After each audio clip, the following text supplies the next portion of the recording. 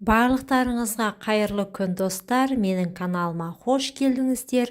Каналға тіркеліп, видеоға лайк басуды ұмытпаңыздар. Бүгін сіздерге біздің ең бауырмал, ең жанашыр органымыз туралы сіздерге пайдалы ақпараттар беретін боламын. Ендеше видеоны соңына дейін қараңыздар. Бауыр сіздің ең бауырмал, ең жанашыр орган. Бауыр сіздің жеке лабораторияңыз. Ол 300 миллиард жасушаға жауапты. Бұл клеткалар қаннан ең қажетті қоректік заттарды, пайдалы қышқылдарды сүзіп алып ағзаңызға сіңіреді. Барлығы тек сіздің денсаулығыңыз үшін. Бауыр күнделікті ас қорыту процесіне қатысып, өт өндіреді. Ағзадағы химиялық қалдықтарды сыртқа шығарады. Ағзаны улы заттардан тазартады. Қанды тазалап, қайта-қайта жанартып отырады. Ақуыз, май, көмірсу, алмасу процесіне қатысып балансын реттейді.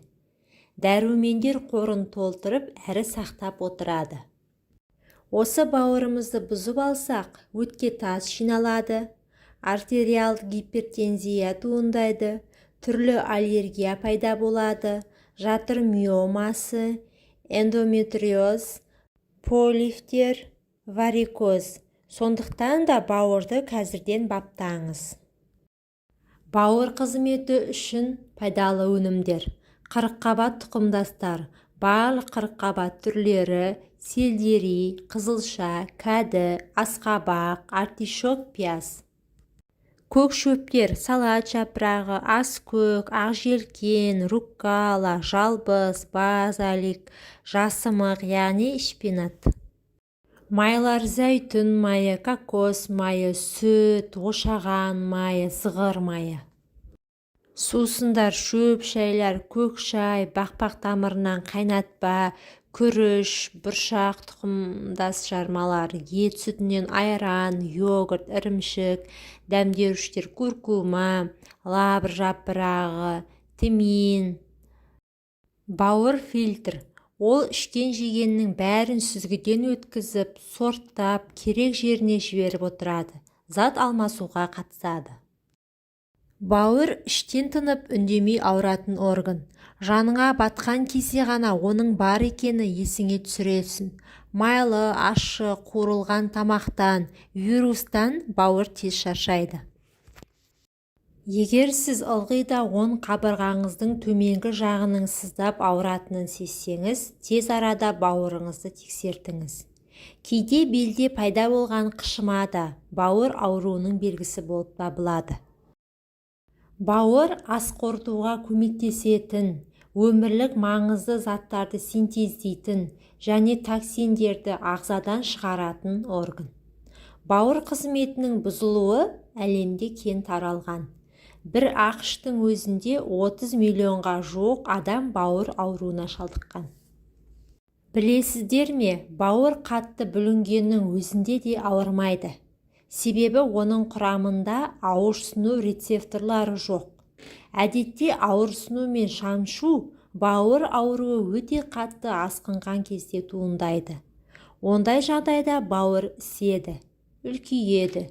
Өзін қоршап тұрған капсула қабығына симай, қысым көрсете бастайды. Міне содан кейін ғана науқас ауруды сезеді. Ондай жағдайда өкінішке орай емдеу кеш болуы мүмкін.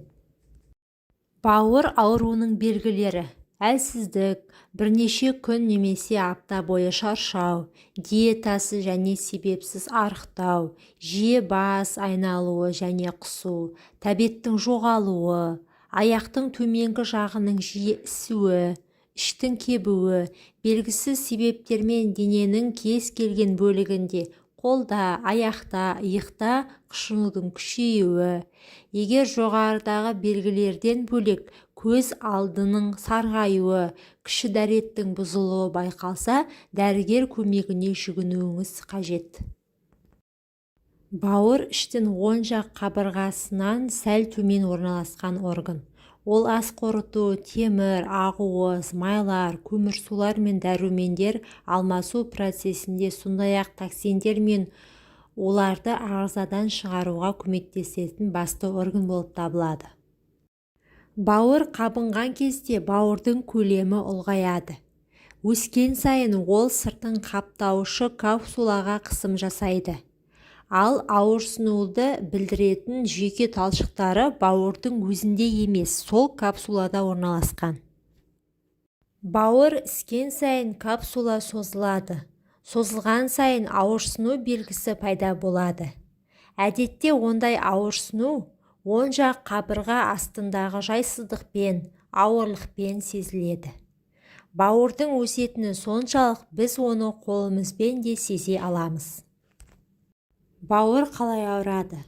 Енді бауырдың зақымдану кезінде пайда болатын белгілерге тоқталайық. Бірінші, қолайсыздық. Бауырдың өсуі оң жақ қабырға астындағы жайсыздықпен сезіледі. Қатты ауырмайды, тек тырысады, аздап түйіледі. Ал егер өткір түрде ауыратын болса, онда ауырсыну өтте тас түзілу себебінен болады. Екінші, ауырсыну. Қабырға астындағы ауырлықты сезіну. Бұл белгі бауыр капсуласы созылғанда, зақымданғанда сезіледі. Үшінші, сарғаю.